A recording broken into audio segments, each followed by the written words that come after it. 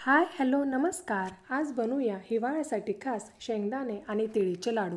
आता सगळ्यात आधी तर कढईत मी ज्या स्क्रीनवर दाखवलेल्या वस्तू आहेत त्या अशा प्रकारे अगदी कमी गॅसवर व्यवस्थित असे भाजून घेणारे.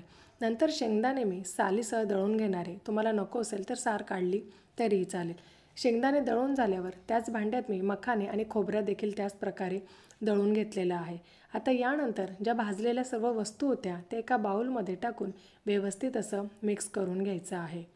आता यानंतर गॅसवर त्याच कढईत थोडंसं तूप टाकायचं आहे आणि काळे खजूर त्याच्या बिया काढून अशा प्रकारे परतवून घ्यायचं आहे. आपल्याला हे खजूर मॅश करायचे आहेत.